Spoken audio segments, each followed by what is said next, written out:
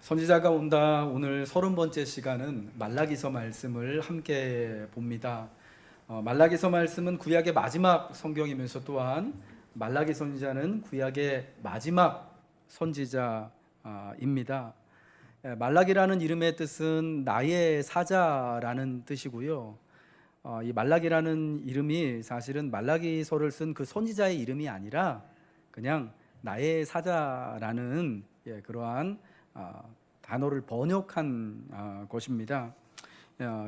말라기서 1장 1절에 여호와께서 말라기를 통하여 이스라엘에게 말씀하신 경고라라고 나와 있는데, 사실 여호와께서 나의 사자를 통하여 이스라엘에게 말씀하신 것이다라는 것이 맞는 것이에요. 그래서 이 히브리어로 나의 사자라는 말이 가장 먼저 나오기 때문에 이 성경의 제목을 말라키, 나의 사자라고 이렇게 그 제목을 정한 것입니다. 어떤 이 구약의 마지막 성경책이면서 또 구약 시대의 마지막 선지자인 말라기는요, 느헤미야와 같은 시대에 하나님의 말씀을 받아 활동한 선지자입니다. 학개와 스가랴, 우리가 지난주까지 보았던 학개와 스가랴 선지자의 다음 세대 선지자인 거예요.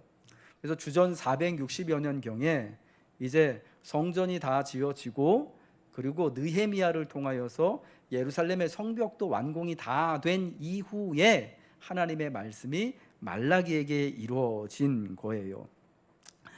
성전이 이미 약 50여 년 전에 공사가 다 끝났습니다. 그런데 하나님께서 이 성전을 재건하시면서 주셨던 그때의 그 약속들, 영광스러운 메시아 왕국에 대한 학개 선지자와 스가랴 선지자의 약속은 사실 백성들이 볼 때 어느 것 하나도 이루어지지 않은 상황을 배경으로 말라기 말씀이 주어지게 된 거예요. 그래서 그때의 말라기 시대의 백성들은요, 하나님 앞에 두 가지를 질문했어요. 말라기서 본문에 보면 1장 2절에 나오는 대로 주님이 우리를 사랑하십니까? 라는 게 이게 첫 번째 질문이었고요. 두 번째 질문은 2장 17절에 나와 있는 것처럼 주님은 그럼 정말 정의의 하나님이십니까?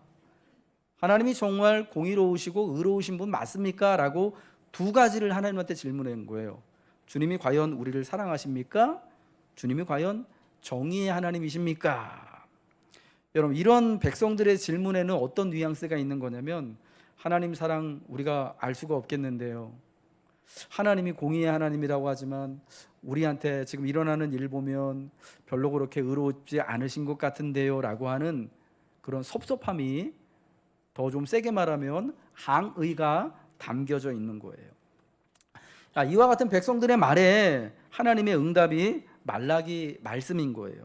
하나님의 말씀이 이런 백성들의 말, 백성들의 항의에 대한 응답으로 선지자를 통해 주어지는데, 하나님의 첫 번째 말씀은 뭐냐?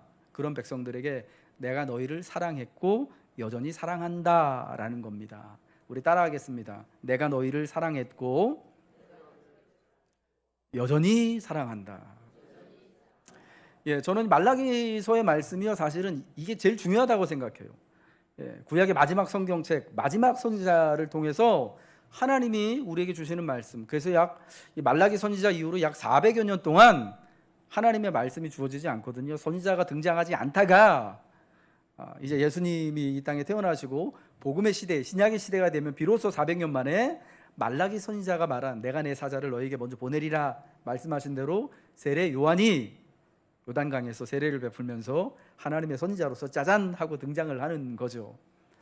그 하나님의 아무튼 구약을 닫는 마지막 그 말씀 뭐냐면, 내가 너희를 사랑했고 내가 너희를 여전히 사랑한다라는 거예요. 그러니까 이거는 여러분, 구약 성경 전체를 보면은 하나님께서 창세기부터 지금 말라기까지 앞에까지의 그 모든 말씀을 통해서 내가 너희를 사랑했다라는 것을 하나님 말씀으로 보여주시는 건데, 그리고 이제 말씀이 끝이잖아요.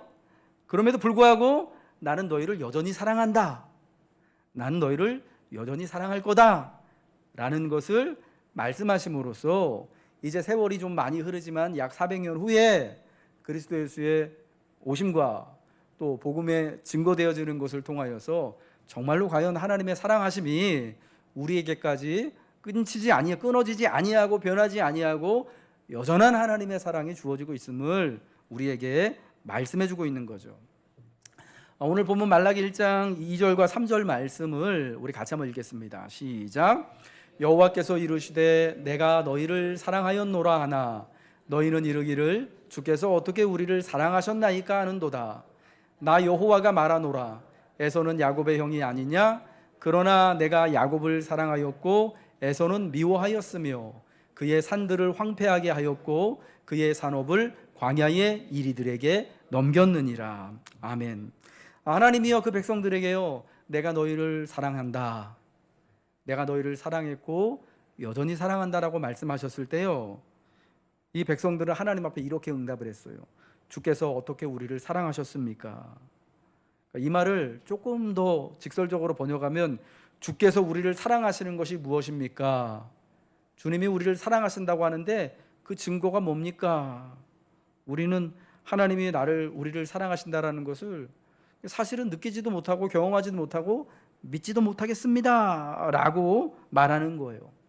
과거에 우리 조상들에게 하나님이 사랑과 은혜와 구원의 언약을 베푸신 것은 잘 알겠는데 지금 현재 나를 사랑하시는 것, 과거는 어떤지 내가 잘 모르겠고 지금 정말 나를 사랑하신다라는 것을 어떻게 알겠습니까? 우리를 사랑하신다고 하면서 우리에게 하신 일이 무엇이 있습니까? 라고 백성들이요 하나님께 항의조로 대꾸하는 거예요. 묻는 거예요. 하나님이 사랑하심을 의심하고 있는 거예요. 내가 너희를 사랑했고 여전히 사랑한다라고 말씀하니까 주께서 우리를 사랑하시는 게 무엇입니까? 정말 사랑하시는 거 맞아요? 하나님 우리를 사랑하시지 않으시면서 그냥 말만 그렇게 하시는 거 아니에요? 저는 하나님이 나를 사랑하시는 거 하나도 못 믿겠는데요. 뭐 증거를 한번 대보세요 라고 말하는 거예요. 여러분, 왜 백성들은 하나님의 사랑하심에 대하여서, 여전히 사랑하신다고 하시는 하나님의 말씀에 대하여서 이렇게 믿지 못하고 의심하고 있게 되었을까요?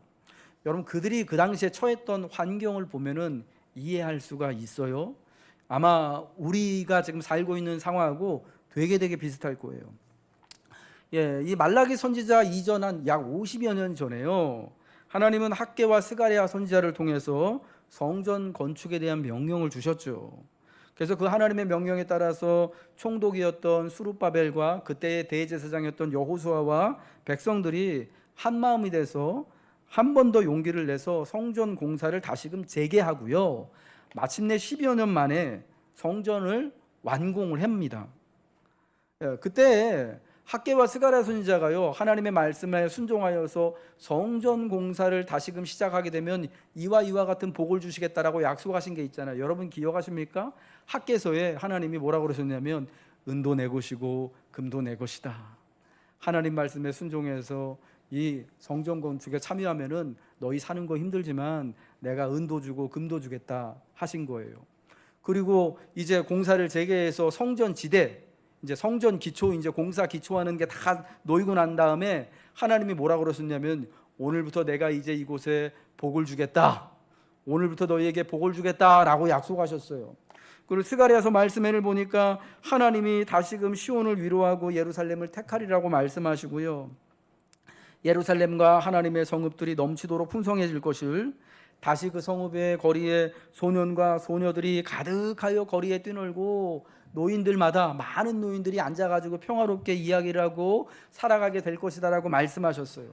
하나님의 약속을 따라서 성전 건축을 시작하고 하나님께 순종하기로 결단했을 때 그러한 놀라운 약속들을 주셨단 말이에요. 그런데 말이에요, 성전이 완공이 되었어요. 그리고 세월이 50년 이상 흘렀습니다만 아직까지도 학개와 스가랴 선지자가 말한 그 축복의 말씀이 이루어지지 않은 듯이 보였던 거예요. 여전히 유다와 예루살렘은 근동의 작은 변방, 여전히 페르시아라고 하는 나라의 그냥 작은 식민지였을 뿐이고, 살림살이가 나아지지 않았습니다. 계속되는 기근과 흉년으로 말미암아 어려움이 있었고요. 그리고 또 경제적인 불평등, 뭔가 경제는 발전하는 것 같은데 뭔가 소득은 는다고 하는데 GDP는 늘어난다고 하는데 월급은 늘었다고 하는데 내 월급은 안 는 것 같고, 내 소득은 오히려 더 줄어든 것 같은, 여러분 그런 상황이 나아지지 않고 있었다라는 겁니다. 이런 상황에서 하나님이 과연 우리를 사랑하시는 한 것인가? 하는 그런 의심이 사실은 의심을 지나쳐서 이제는 하나님께 대하여서 비관이 되어지고 별로 기대조차 하지 않는 그런 상황까지 되어져 버렸던 거예요. 그러니까 이런 거죠. 우리는 하나님이 약속하신 대로 다 행하고 순종했는데, 그렇다면 하나님이 이제는 하나님이 약속하신 대로 우리에게 행해 주셔야 되는데 하나님은 약속한 것을 하나도 주시지 않았다. 그래서 쉽게 말하면 백성들이요, 하나님한테 시험 든 거예요. 삐친 거예요. 낙심한 거예요. 이제 더는 하나님 앞에 예배 드려봤자, 하나님 말씀 순종해봤자, 하나님이 백날 첫날 내가 너희를 사랑했고 여전히 사랑한다고 말해봤자 이게 귀에 들리지 않게 되는 겁니다. 여러분, 여기서 우리는 한 가지를 좀 질문을 해봐야 될 게 있는데 뭐냐면, 여러분 정말 우리가 사랑하면은 모든 것을 다 주어야 될까요? 특히 내가 사랑하는 사람이 원하는 모든 것을 다 주어야 될까요? 하나님이 나를 사랑하시는 것을 그 증거로 무엇을 우리가 삼을 수 있겠습니까? 하나님이 나를 사랑하시니까 내가 원하는 것, 내가 좋아하는 것, 내가 지금 꼭 갖기를 원하는 것을 하나님께서 나한테 다 베풀어 주셔야지 하나님이 나를 사랑하시는 거야 라고 우리가 그렇게 말할 수 있을까요? 여러분, 사랑한다고 해서요 원하는 것을 다 주는 것이 아닙니다. 여러분, 자녀를 키워보시고 해서 다 아시겠지만은, 자녀가 너무 사랑하고 정말 사랑스럽지만 그 아이들이 원하는 것을 우리가 다 해줄 수가 없잖아요. 우선은 내가 능력이 없어서 그럴 수도 있어요. 확실히 저는 우리 애들이 볼 때 별로 이렇게 능력이 많은 아버지가 아니라서 원하는 것을 다 해줄 수가 없지만, 여러분 그렇다고 사랑하지 않는 거는 아니잖아요. 근데 여러분, 우리 하나님 아버지는요 능력이 없어서 원하는 모든 것을 해주시지 않는 것이 아니에요. 어쩌면은 정말 아끼고 사랑하기 때문에 자녀인 우리가 원하더라도, 우리가 너무 바라고 사모하고 갖고 싶은 것이더라도 하나님은 홀드하시거나 아니면은 더 좋은 것을 주시기 위하여서 우리가 바라는 것을 이렇게 막고 계시는 것이 하나님의 사랑하심, 내가 너희를 사랑했고 그래서 여전히 사랑한다라고 하는 하나님의 사랑이시다라는 겁니다. 여러분, 하나님 믿는 사람들에게 죄 짓는 것이 쉬울까요? 어려울까요? 쉽기도 하고 어렵기도 할 거예요. 그런데 저는요 정말 진실되게 하나님을 믿는다면 죄 짓는 것은 너무너무 어려운 일이다라고 말씀드리고 싶어요. 왜냐? 하나님의 법을 어기면서 죄를 지으면요 이 마음속에요 너무나 두려움과 괴로움과 힘든 감정들이 막 올라오거든요. 이게 그릇된 것이다라는 걸 알기 때문에, 이게 하나님이 기뻐하지 않는다라는 것, 이게 결국은 내 생명과 나를 무너뜨리리라는 것을 너무나 잘 알기 때문에, 여러분 예수 믿는 사람들은요, 진실되게 믿는 사람들은 죄악에 앞서서요 두려움을 느끼게 돼요. 혹여라도 우리도 죄 지을 수 있죠.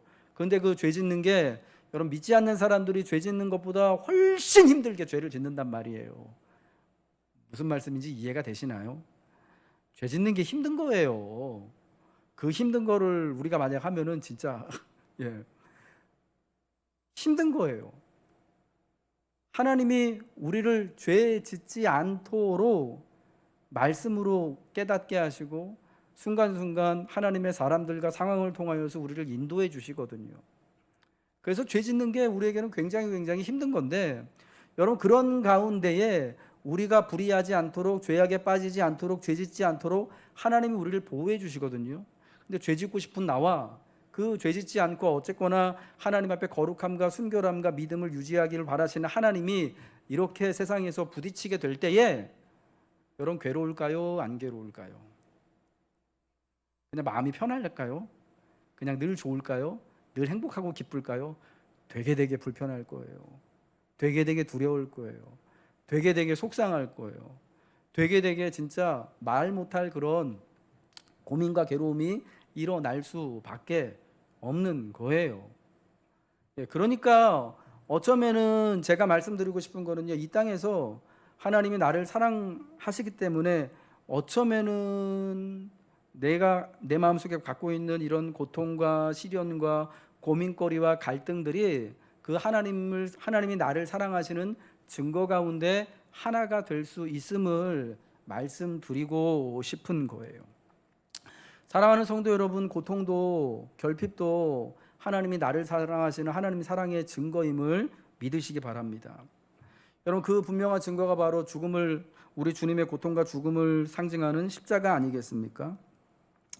상처를 째고 도려내야 하는 환자가 있다라고 여러분 한번 생각해 보세요. 여러분, 그를 위해서는요, 가족들과 의사가 비록 그 환자가 고통스럽다고 하더라도 상처를 째주고 환부를 도려내줘야 하는, 여러분, 그 일을 해내야 되는 거예요. 그럴 때만 이 사람이 더 괴로움 당하지 아니하고 어쩌면은 목숨을 잃지 아니하고 생명을 이어갈 수가 있는 거죠. 그런데 그렇게 하려면은 이 환자의 뜻을 반해야 돼요. 나 너무 괴로워가지고 이 치료 못 받겠습니다. 저 그냥 이러다가 앓느니 죽겠습니다. 여러분, 이렇게 충분히 나올 수 있잖아요.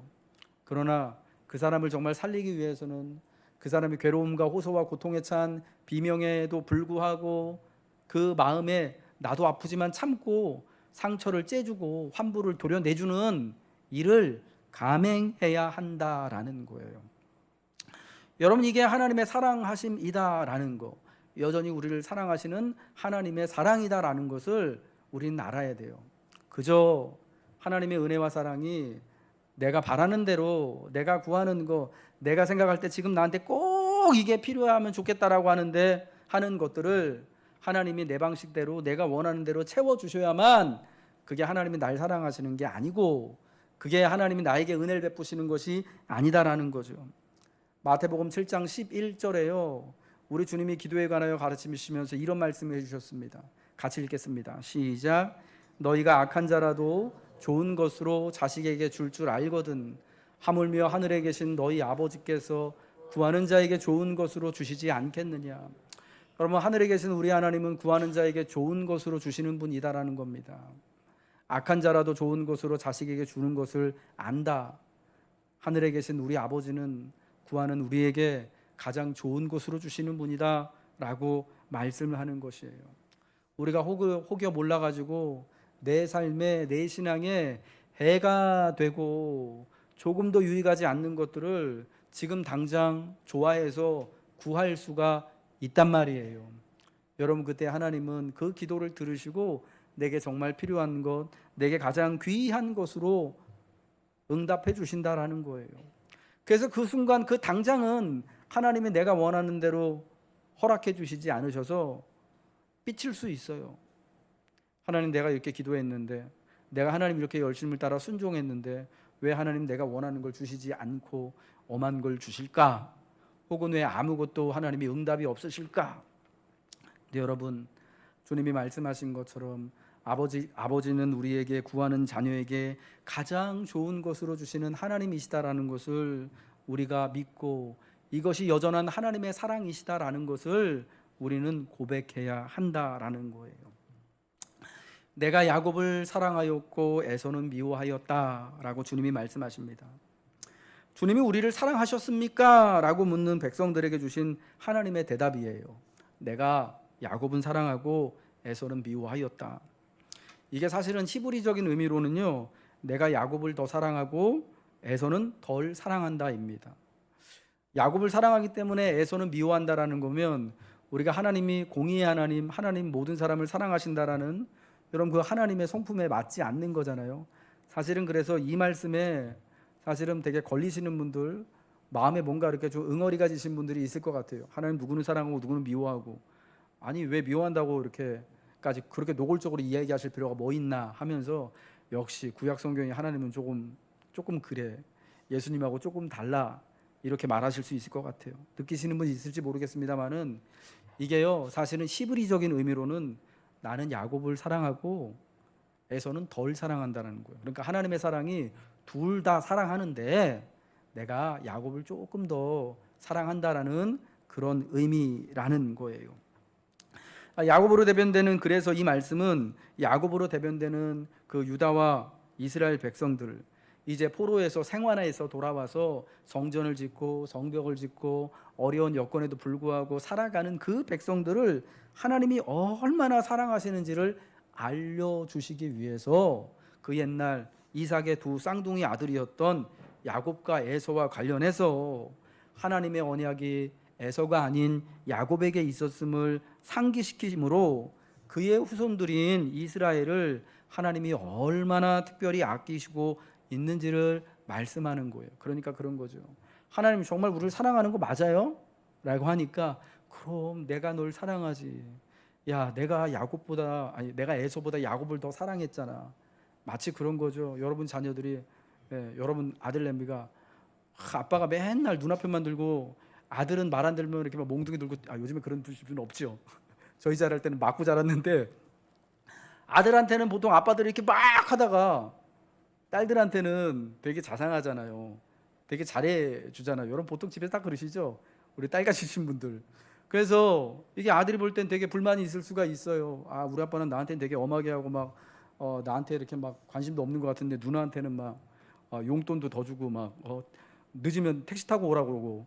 저도 옛날에 그게 이해가 안 갔거든요.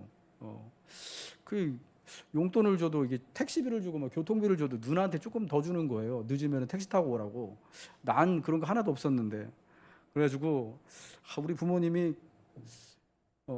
이게 뭐 좀 되게 좀 다르네 싶었는데, 뭐 아들하고 딸도 사실은 그게 차별이 아니라 사실은 다르게 사랑하는 거잖아요.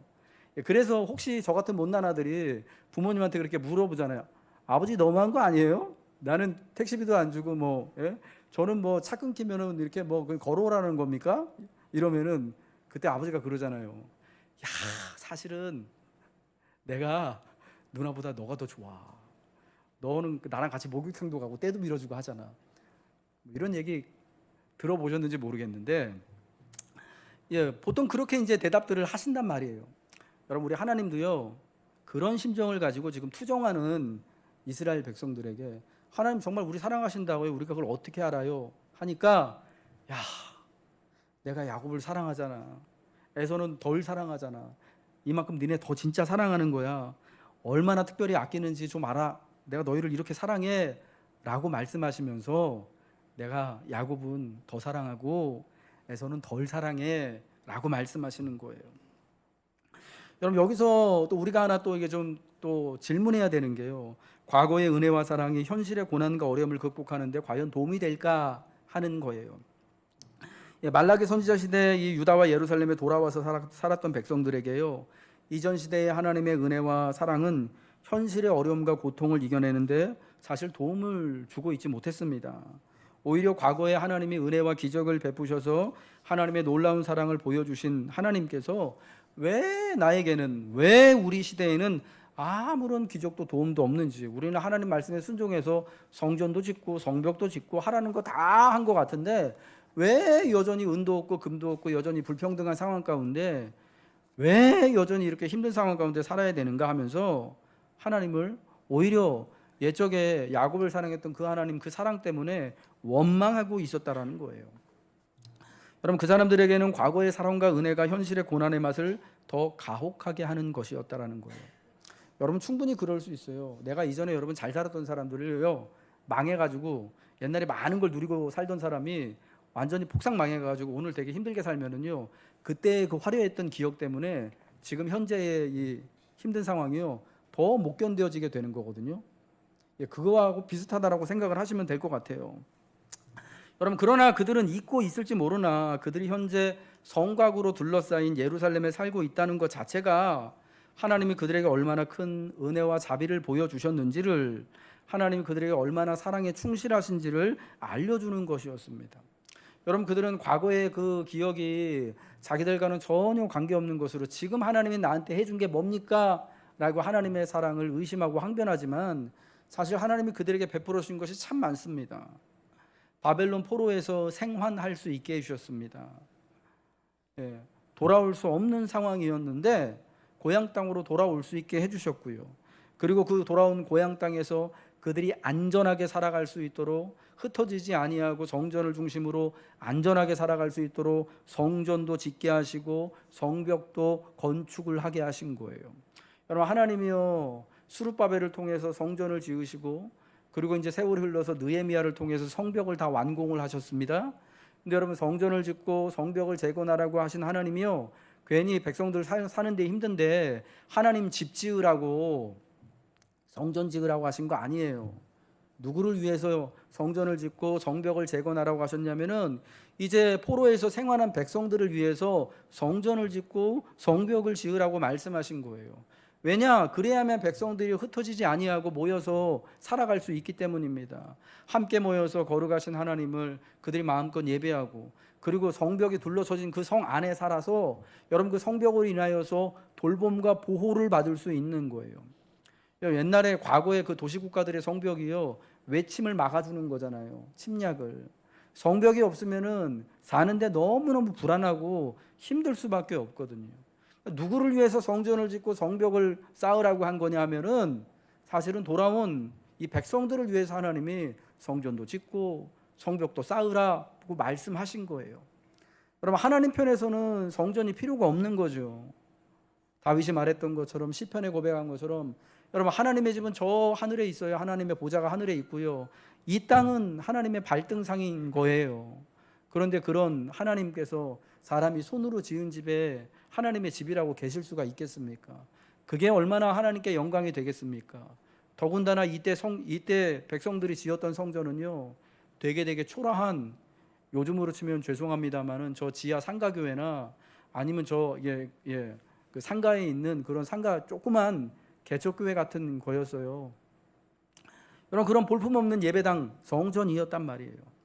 그런데 그런 성전이라도 있고 그런 성벽이라도 있어야지 돌아온 사람들이 어디 흩어지지 아니하고 마음을 두고 거기서 안전하게 보호받으며 살 수 있기 때문에 성전도 짓고 성벽도 지으라고 하신 거죠. 근데 백성들은 이게 자기들을 위해서 하신 일이라는 것, 말씀이라는 것을 그 당시에는 잘 이해를 못했던 것 같아요. 그래서 야, 우리가 하나님을 위해서 성전도 짓고 성벽도 이렇게 정말 틈틈이 힘들게 쌓아 올렸는데 하나님 우리한테 뭐 해주셨냐라고 따지게 된 거예요. 사실 그것 자체가 하나님의 보신 놀라운 사랑이다라는 것을 몰랐던 거죠. 뿐만 아니라 느헤미야와 같은 지도자들을 통해 하나님은 돌아온 백성들을 품으시고 안전하게 보호해 주셨다라는 거예요. 사랑하는 성도 여러분들, 하나님의 사랑하심을 알고 누리기 위해서 우리에게는 그래서 두 가지가 필요한데요. 뭐냐면 기억과 기다림인 거예요. 하나님이 우리에게 베푸신 은혜를 끄집어내고 추억하는 것, 기억하는 게 필요해요. 베푸신 인애와 자비를 잊지 않고 기억하고, 그리고 최종적인 회복과 영광을 기다리는 거예요. 이 모든 것은요, 이 두 가지는 하나님을 믿는 믿음 안에서만 일어나게 됩니다. 믿음은 지금의 고난이 아니라 사실은 장래를 바라보게 하죠. 로마서 8장 18절에 이렇게 말씀하고 있습니다. 생각하건대 현재의 고난은 장차 우리에게 나타날 영광과 비교할 수 없도다. 현재의 고난이 있지만 장차 나타날 영광이 있기 때문에 여전히 하나님이 선하시며 하나님이 나를 사랑하신다라는 하나님을 향한 믿음을 붙들고 살 수 있게 되는 거예요. 또한 로마서 8장 23절에 다음과 같이 말씀합니다. 읽겠습니다. 시작. 그뿐 아니라 또한 우리 곧 성령의 처음 익은 열매를 받은 우리까지도 속으로 탄식하여 양자될 것 곧 우리 몸의 속량을 기다리느니라. 성령의 처음 익은 열매를 받은 우리 구원받은 우리들일지라도 이 땅에 살면서 속으로 탄식할 수밖에 없어요. 괴로우니까 탄식하겠죠. 힘드니까. 그렇지만 속으로 탄식할지라도 양자될 것 곧 우리 몸의 속량을, 하나님 안에서 영광스럽게 될 그때를 기다림으로 비록 탄식하며 지금 살아갈지라도 우리에게 은혜가 있고 우리에게 희망이 있게 되어지는 것입니다. 주님이 우리를 사랑하시는 게 무엇입니까? 주님 정말 나를 사랑하시긴 하십니까? 내 말은 하나도 들어주지 않으면서 나를 위해서 해주신 게 아무것도 없는 것 같은데 정말 나를 사랑하시는 게 맞습니까? 라고 물었을 때 하나님은 그들에게 이렇게 말씀하셨습니다. 내가 너희를 사랑했고 네가 그런 말을 하고 있는 지금도 나는 여전히 너희를 사랑한다. 우리가 반드시 잊지 말아야 할 것은요, 하나님은 선하시다고 하는 것. 그럼에도 불구하고 내 삶에 내가 믿음이 있음에도 불구하고 고난이 있고 속으로 탄식하는 것이 있을지라도 하나님은 나를 사랑하신다, 하나님은 사랑이시다라는 것을 우리는 결코 잊지 말아야 할 줄로 믿습니다. 이 어려운 삶을 살면서요, 우리가 불의한 세상에 살기 때문에 하나님의 말씀을 따라 사는 우리 믿음 있는 사람들은요, 주님이 순환과 고난을 겪으신 것처럼 이 땅에서 하나님 백성으로 살려고 하다 보니까 어쩔 수 없는 고난과 시험과 역경을 겪을 수밖에 없어요. 여러분, 그때 아무리 믿음이 좋은 사람도요, 하나님 앞에 그렇게 탄식하고 기도할 수 있어요. 나의 하나님, 나의 하나님, 어찌하여 나를 버리셨나이까. 이게 시편 22편 1절에 나오는 기도죠. 우리 예수님이 마태복음, 마가복음 15장에 보면은 마지막 순간에 운명하시기 전에 나의 하나님, 나의 하나님, 엘리 라마 사박다니 하시잖아요. 어찌하여 나를 버리셨나이까. 주님이 나를 사랑하시는 게 정말 맞습니까? 라고 외치는 것 같아요. 여러분, 이 외침은요, 그 옛날부터, 아브라함 때부터, 아니 그 훨씬 오래 전부터 하나님을 믿었던 그 하나님의 사람들이 하나님을 믿고 순종하며 이 땅에 하나님의 백성으로 살아가기로 수고하지만, 그러나 여전히 하나님의 약속이 먼 것 같고 현실에 한탄이 있고 고난이 있고 괴로움이 가중되고 있을 때 하나님 앞에 그렇게 하나님의 백성들이 한탄하며 아뢰던 거예요. 나의 하나님, 나의 하나님, 어찌하여 나를 버리셨습니까? 하나님, 정말 우리를 사랑하는 거 맞습니까? 라고 고백하는 거죠. 여러분, 그런데 이 고백이요, 이 비관이 되어지고 허무한 것이 되어지고 정말 하나님으로부터 떠나는 것이 되어질 수도 있지만, 그러나 나의 하나님 어찌하여 나를 버리셨나이까라는 고백은요, 다시금 우리가 하나님을 기억하고 하나님 앞에 은혜를 누리게 될 것을 고백하는 믿음의 기도로 나아갈 수 있다는 겁니다. 그 똑같은 시편 22편의 마지막 27절에는요 이렇게 고백합니다. 읽겠습니다. 시작.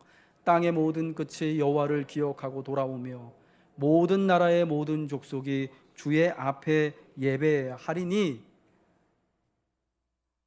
그 다음에 안 나오나요? 예, 아멘. 하나님 어찌하여 나를 버리셨습니까? 주님이 나를 사랑하시는 것 무엇으로 증명해 주시겠습니까? 라고 하나님의 사랑이 의심되어지고 더 이상 하나님에 대하여서 믿음이 가지 않고 낙심하게 되어질 때에 여러분, 다시 한번 우리가 하나님을 기억합시다. 나를 사랑했고 여전히 사랑하시는 그 하나님, 하나님의 선하심과 사랑하심을 기대어 우리가 나의 하나님, 나의 하나님 어찌하여 나를 버리십니까?